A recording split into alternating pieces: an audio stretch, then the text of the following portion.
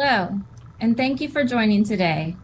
My name is Jennifer Hill, an education specialist at the U.S. Fish and Wildlife Services National Conservation Training Center in Shepherdstown, West Virginia. In addition to hosting broadcasts, I have the honor of coordinating the Native Youth Climate Adaptation Leadership Congress, a week-long on-site program for Indigenous high school youth to grow in leadership, which we welcome you to learn more about. Before moving into our broadcast, I would like to acknowledge, I'm sorry, I think I'm getting feedback, Rob. There we go. Before we move into our broadcast, I would like to acknowledge that the National Conservation Training Center is located on the unceded ancestral lands of many Indigenous peoples.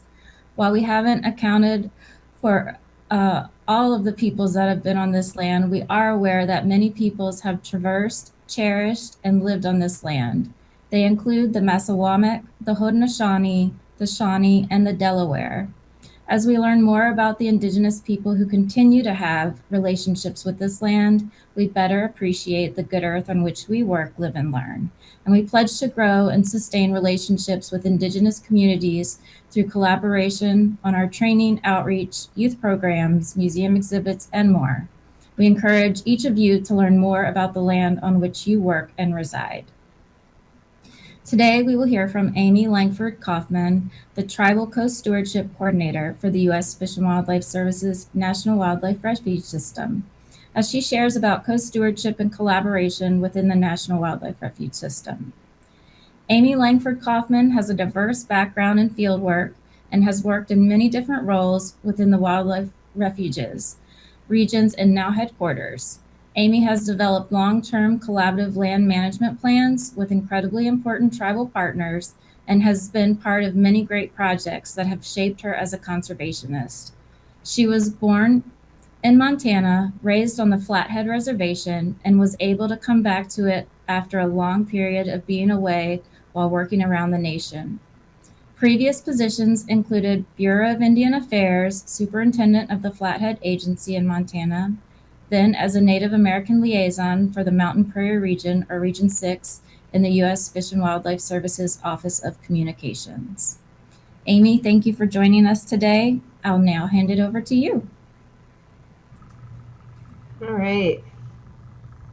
Hello, everybody, and thank you, Jen, for that introduction. I just want to reiterate that my name is Amy Coffman, and I am in Northwest Montana on the Flathead Reservation.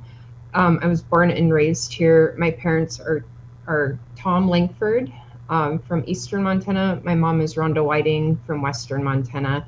I come from the Bitterroot Salish people and also Ani people on the eastern side of Montana. So I'm definitely a Montana girl through and through. I'm thankful to be here. It's been a long time coming for this new position to be enlisted in the U.S. Fish and Wildlife Service. I am part of the National Wildlife Refuge System, where we conserve and protect for future generations. We have a very unique responsibility to work within our realm to steward the lands and waters in which we share with everybody. So I want to just thank you all for being here today. And I want to make sure that you all know I will be doing a presentation today. My presentation is what I know, where I come from. It's a heavy background to that. And also, I'm not here to ever offend anybody, or that is not my intention. So I want to make sure that everybody knows that. I'm just giving information on co-stewardship within the National Wildlife Refuge System and our work that we are currently doing right now and the importance of it. So I'm going to go ahead and just jump into the presentation I have for you all today. I'm going to go ahead and share my screen. Please let me know if you're able to see it. Thank you, everybody, for contributing to that. I appreciate that. Rob, I think we're hearing feedback, just FYI. Go ahead and just jump into the presentation I have today.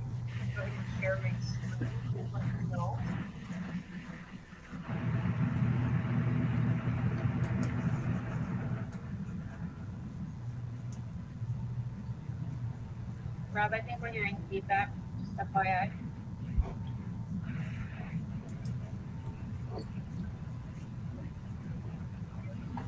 Okay. So I'm going to go ahead and start the presentation. Again, this is Empowering Co-Stewardship within the National Wildlife Refuge System on the Indigenous Connections broadcast, April 2024.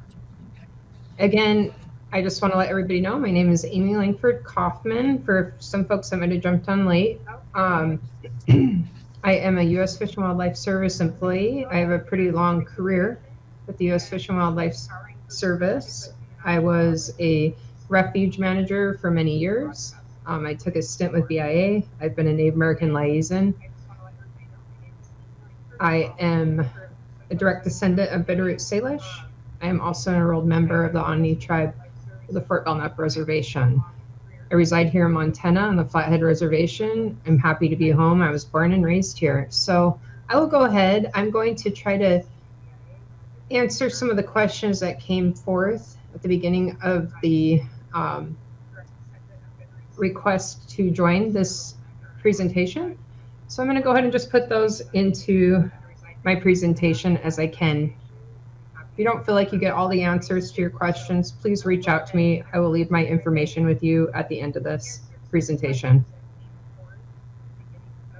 So I want to go ahead and just say that all the movement towards new tribal co-stewardship is really not new. It is part of our obligation to the Native Americans that we work with. It is not just a political priority. It is a trust responsibility. It's an opportunity for us all in Wildlife Service, National Wildlife Refuge System to model a good way of doing work with our partners. We can create pathways and not make them seem like they are hard projects to do. It's not just a political priority. It is a trust responsibility.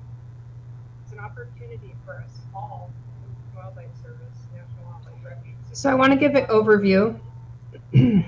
I want to continue to highlight the requirements and the benefits of co-stewardship work in our prioritization and messaging to all employees in the refuge system.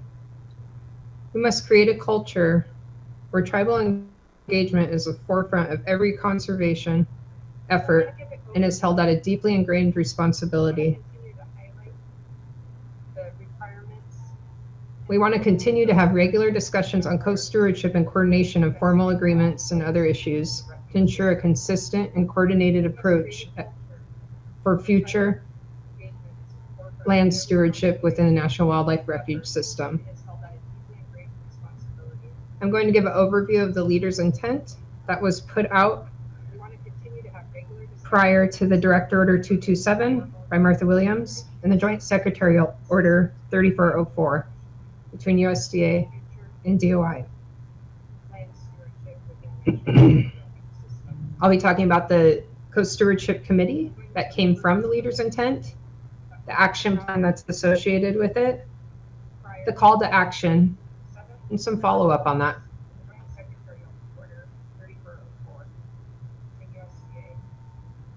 So we're creating a model in the definition of the refuge system's approach to proactive and strategic collaboration with Indigenous communities, which is rooted in cultural awareness and respect. We want to build enduring relationships, create trust, create durable change, and do well as we move forward. It was established, the leader's intent established, as I said, the Co-Stewardship Committee. This consists of employees that work within the refuge system and are aware and are knowledgeable on how to fulfill our federal trust obligations and help provide the tools, training, and resources to do so to other U.S. Fish and Wildlife Service refuge system employees. Overall, we want to create durable documents that help us be better in the U.S. Fish and Wildlife Service. I just want to give a huge thank you to my Co-Stewardship Committee members within the regions. These are not their jobs that they have every day. but they are very dedicated folks. If anybody got missed on this committee members list, I apologize for that. So within the committee, we have 4 sub-teams. We have the geographical connections. We have guiding principles. We have a consultation, big C, little c, formal, informal sub-team. We have a communications sub-team. The committee embarked on a strategic planning process encompassing key steps to ensure a comprehensive and effective approach towards achieving our co-stewardship goals. By following the strategic planning process, we've established a clear roadmap to guide the refuge systems towards the desired future state while effectively addressing barriers, capitalizing on opportunities, and ensuring a focused and actionable plan for success.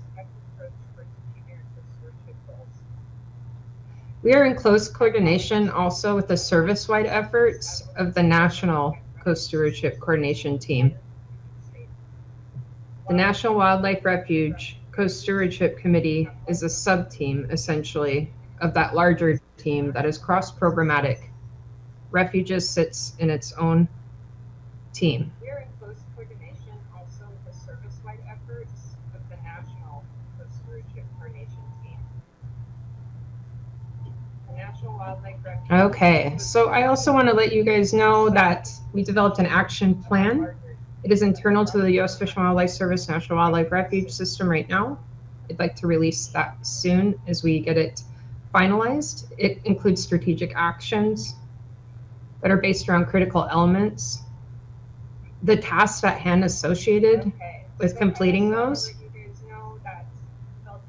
It's got categories of need and ability.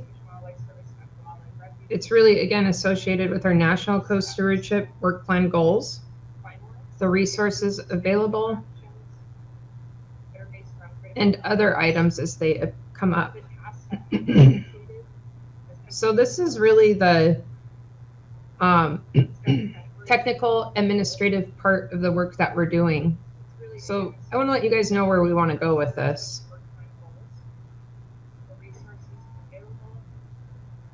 We would like to see the National Wildlife Refuge System leadership, which means all employees of the National Wildlife Refuge System, build and foster relationships with our tribal partners, make room at our table, communicate effectively and thoughtfully.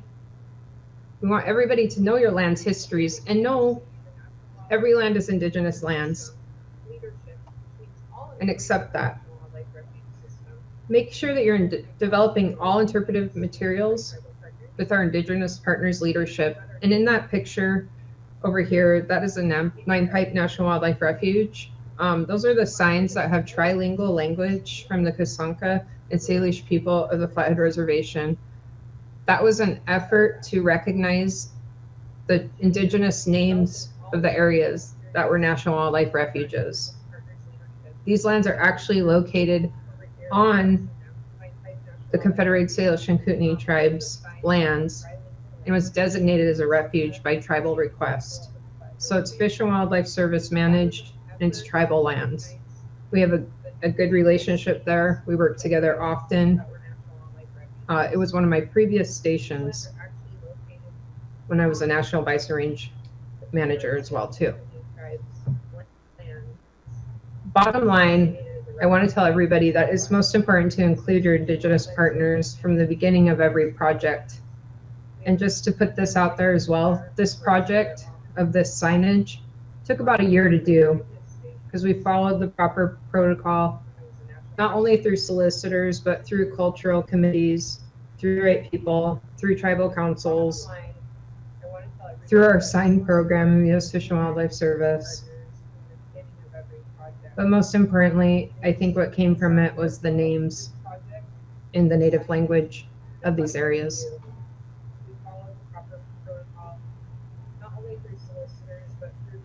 I want to give an example as well of just some ideas to help with the tribal engagement process. This was done by one of my DFPs, Directorate Fellowship Program Fellows, Stephanie Barone, in 2023. It was improving tribal communications. This was actually adopted from, I believe, Park Service CART actions. And so this is after action review of a project that you do with any tribe, and is talking about conceptualization, implementation, project completion, debriefs, and after action reports. And this can be requested by U.S. Fish and Wildlife Service or tribal representatives in which you worked with. I think this is a great way to start communications, which holds you really accountable to the process of doing all the work that you do, besides having really important relationships with the tribal partners that we work with. Or tribal representatives you work with. For the National Wildlife Refuge System, we have created a toolkit, which is really right now internal to the National Wildlife Refuge System. It provides examples of cooperative agreements, collaboration, successful projects, annual funding agreements, 638 contracts that have already occurred within Fish and Wildlife Service, National Wildlife Refuges, and the tribal partners that we work with. It's a toolkit to provide a lot of resources on cross-cultural communication, consultation, guiding principles, and geographical locations. So that is within the National Wildlife Refuge System's hands. It is located on the SharePoint in which we all have. So it defines, really helps us define how the National Wildlife Refuge System will work with Indigenous communities and employees.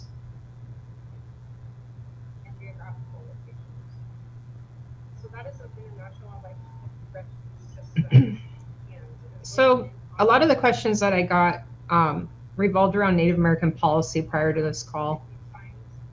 The one thing that I really want to point out is that we do have a lot of accountability that we need to answer to as an agency.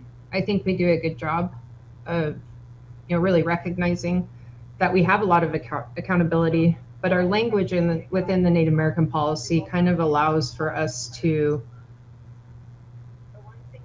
waver outside of that sometimes, perhaps. It has words like when capacity allows, regular and periodic, when serviceable, as appropriate, as resources and priorities allow. So we do just ask ourselves all the time, I'm not saying anything bad about the work that we're doing right now, but are we holding ourselves accountable? We need to make sure that we are.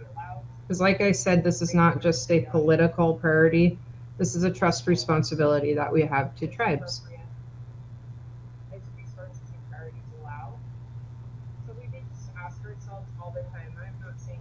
So I want to go into a personal story of mine and just talk a little bit about myself, how I got here, why this is so important to me, also my family, and just a good example, because I do get asked often about the bison range. I was the bison range manager during the time of transition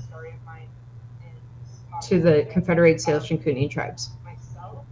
And so when I started with U.S. Fish and Wildlife Service, the bison range was my first position. I grew up on the Flathead Reservation, where the bison range was essentially a federal National Wildlife Refuge in the middle of the reservation.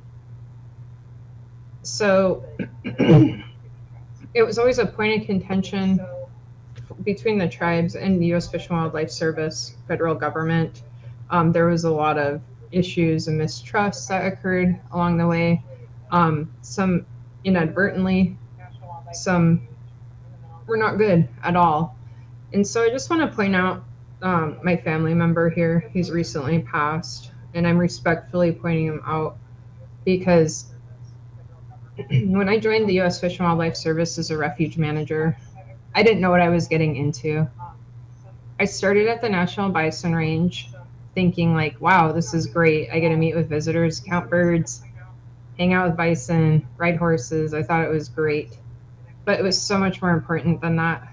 So the National Bison Range was actually established historically with the federal government and a relative of mine having some part of it suggesting the bison range is a great area to have the bison range. It was Duncan McDonald, which is our relation. So this is my relation, Joe McDonald, Dr. Joe McDonald, and Duncan McDonald was my relative as well too.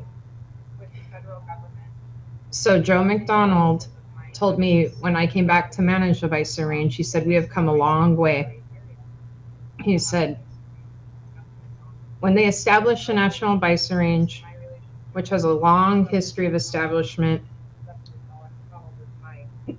not always it wasn't the brightest of histories.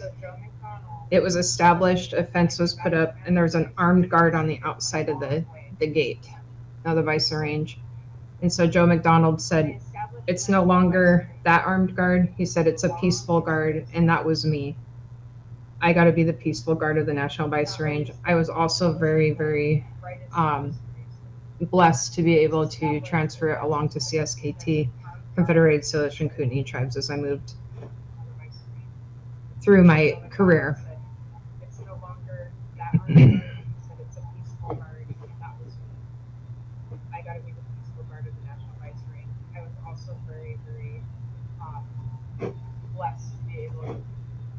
Okay. So I want to take a minute too and talk about Big Medicine. So Big Medicine was a big part of the National Bison Range. It was a white bison, very unique in character. He was completely white. He was not albino. He represented hope for the tribes. His bloodline still exists within many of the bison populations within the U.S., as the National Bison Range was the herd there was a very important herd for bison reestablishment in the United States. So the bison range is very important. It's now the CSKT bison range.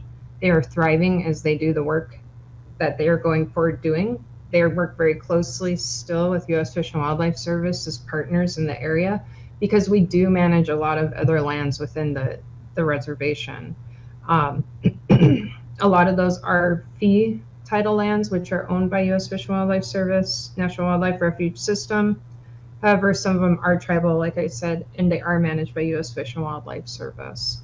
Overall, the relationship is great moving forward, and I believe we can do the same work in other places and already are doing that work within the National Wildlife Refuge System lands that we steward. We have a very important job to do. And I just want to move into the next slide and give everybody just a moment to read the quote that I'm going to put through to you all.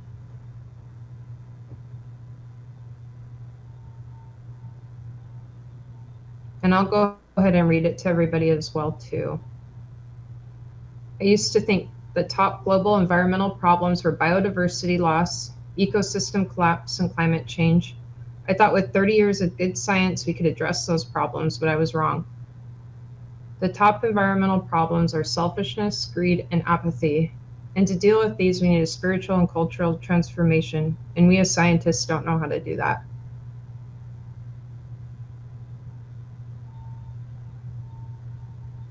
This quote really resonates for me. The word apathy, spiritual and cultural transformations are absolutely where we're at right now.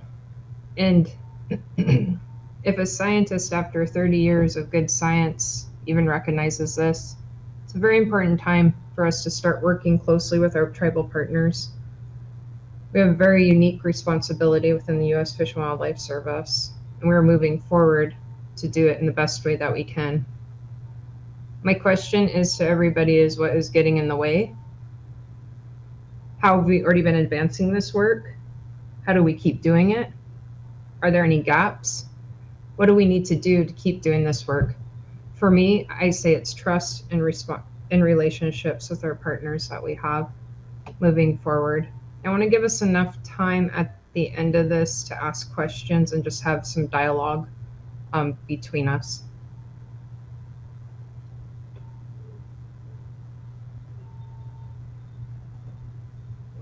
Okay, so this is my contact information. Lemlunch says thank you in Salish. I want everybody to know if I do not answer any of your questions, please take that information here and contact me at any point in time. I'm going to go ahead and put this into the chat as well.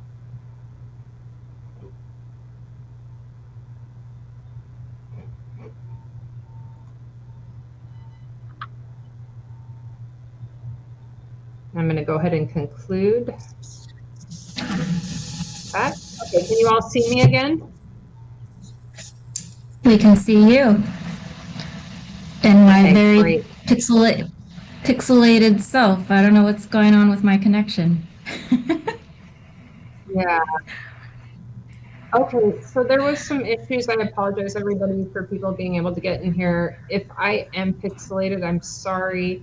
If you have questions, please, ask following this presentation. But I wanted to make sure that I gave enough time for everybody to ask me questions, or so I can provide you some answers, or I can go find the answers for you. Yeah. Thank you, Amy. We appreciate you sharing. And we'll give some time for folks to enter their questions into the chat, and then get those over here to us. So in the meantime, Amy, I want to thank you for sharing your story about your relative, Joe McDonald, and also about big medicine. I'm assuming that was that time frame you had under that picture was the age of that bison. Mm-hmm. Which yeah, he was a lived really to be old pretty bison. Yeah. Wow. He was very important to the Salish and Kootenai people as well too, and Caliste Bay people. He was sitting at a museum in Helena, Montana, which is the capital of Montana, and was recently moved back to the National Bison Range to be put on display in their visitor center, which I think is very appropriate to happen, and a great move for Montana, the state of Montana, to do that for them. So fantastic.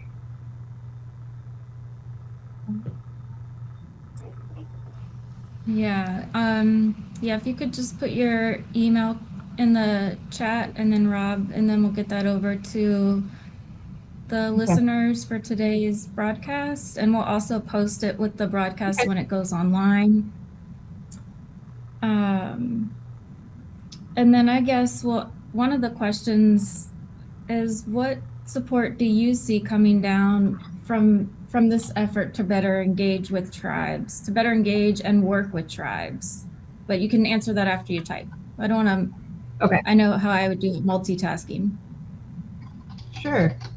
So as mentioned, I mentioned for the U.S. Fish and Wildlife Service National Wildlife Refuge System, there is a toolkit that we're providing, that the National Wildlife Refuge System Co-Stewardship Committee is providing to staff within the National Wildlife Refuge System.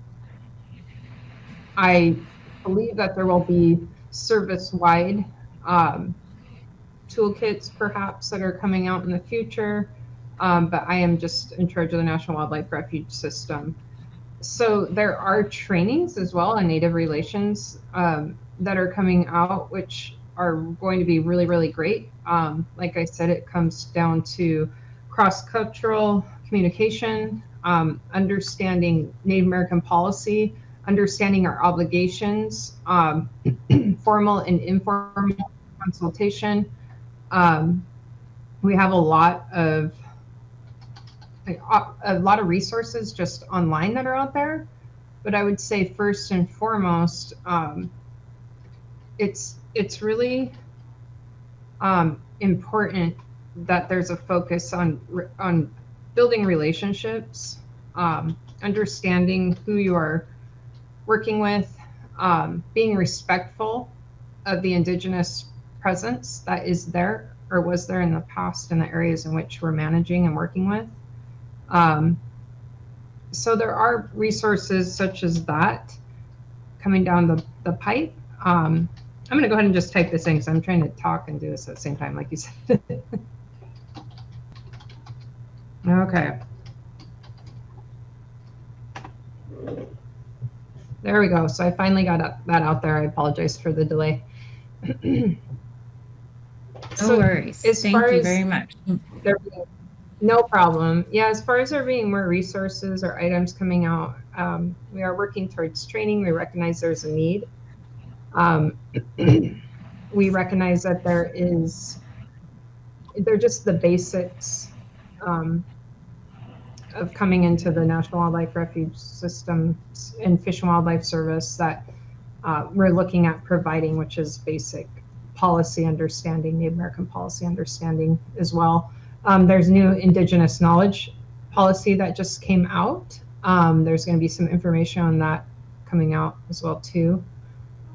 Lots of information out there, not to overload anybody, but it is something that's coming out to help us be better in the field, to be better land stewards with our partners.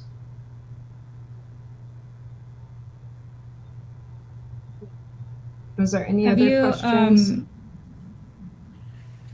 Have you had conversations or discussions with some of the other DOI agencies about co-stewardship and how we don't bombard tribes, or how we maybe streamline our processes where tribes are so overwhelmed and they have capacity building issues, and that we are trying to work together with them instead of maybe pulling them in so many directions? Are there any talks about how to go at that? Yeah, so there's a recognition, I hear it a lot from tribe, that they are feeling very overwhelmed by us because we do have these director's orders, secretarial orders, we have new tribal co-stewardship efforts in place, and we are bombarding tribes with emails and just contacting. That's a lot for them to keep up with. Tribes you need to recognize that they do have capacity issues. In some places, also technology issues, or the ability to, they have changeover as well too, and just responding to every single issue that we bring to them is a little bit tough sometimes as an agency, and we're not the only agency doing that. So between us and other agencies, we recognize that we are not the only ones doing the reaching out to them. And so there are efforts to just build personal relationships. I think that's what it comes down to. If you have something that is important or an opportunity that you have to work with tribes, I recommend taking it directly to them the best way that you can, in person, and also, I feel like it's not an overload of work. You're actually going to find that organically when you start working with our partners, when available, they're going to provide, it's going to organically, like I said, open up a lot of doors for a lot of good work to happen. I don't see it as extra work. I see it as actually really beneficial work in moving forward. And so there are a lot of discussions about that, but we do need to recognize as an agency that we do overload tribes with all of our needs and wants and our opportunities. Yeah, so maybe how to present them in a way, and pay attention to how we're presenting things. Yeah, definitely. I highly recommend, any communication, cross-cultural communication, information that you can gather. It will definitely help you work through a lot of your relationships or misunderstandings that we may have. Face-to-face meetings, not jumping the gun so fast, not coming somewhere with an agenda will help you. Let things kind of build themselves as you move forward. So there's a lot of those, items. It's just the basic foundations of, talking with people and, understanding what their needs are before our needs. We are not the only agency coming at them. Meet them where they are, and make sure that you're being really thoughtful of, other people as humans, as we are not the top priority for them most of the time. However, they try, for the most part, and I'm not speaking for every tribe or Indigenous group ever, but when you're conserving any land, habitat, you're conserving culture. And so we need to be cognizant of that. The entire existence of Native peoples is really based on land and its inhabitants. The word management is kind of a weird word. We don't manage any of it, we coexist with it. And so we need to just be thinking about that as we're approaching items that we need to do, approaching our projects. I always say not our projects, I try to change that word to pathways. And by the way, words are really, really important. Make sure that you're thinking about your words as you put them out there. Microaggressions happen. We have really colonialized minds. I saw that come up in the comments often. Just be thinking about everything you're saying very thoughtfully, because you might not think it's offensive, but it can be offensive to somebody. And it was not your intention to be that way. And then it's hard to build that relationship again. I would also caution people to know, and this is just coming from me, we are not going to be perfect at this work that we do. Nobody expects us to be perfect, but we are all human. We are all in this together, and we can do the work together. And it's the way to move forward. With Indigenous people, we can move forward. They have been here longer than we have as an agency. And we can do very, very good moving forward and definitely stewarding the lands and waters in which we have responsibility to. Were there any other Thank you. questions? Well said. I haven't seen any questions come in through our chat. I have one question I think would be a good one to wrap up with. But I think, well, you've kind of hit on this a couple times, but we'll see what you say. If there was one suggestion, which is kind of hard when working with tribes, understanding that all tribes are very diverse, but if there was a suggestion you could give to refuge employees, specifically when thinking about, this co-stewardship that's been going on, and now it's kind of got a coined term, right? But what would you encourage them to do? What's a suggestion you would encourage them to walk away with from today? So I would encourage people to build relationships, open up your table, make sure that you have contacted the accurate people, Indigenous groups that we are obligated to work with from the get-go. Do not contact them after the work is being done. Understand that there is not any individual band, group, tribe, region of Indigenous people that are the same. Every single group is different. They are different. But we as an agency have obligations in the same way to every single Indigenous group that we work with and every tribe that we work with. So there's not separation of this one or that one and we treat them differently. We treat them the same through our policies, for sure. However, relationships are going to be different. Belief systems to each group is going to be different. Languages are going to be different. Relationships are going to be different. So just understand that we need to make sure that we are really thoughtful of our approach to the groups that we work with. As friends, come as friends. Also know we don't have the best history, but we are working to make it better. We have recognition of that. I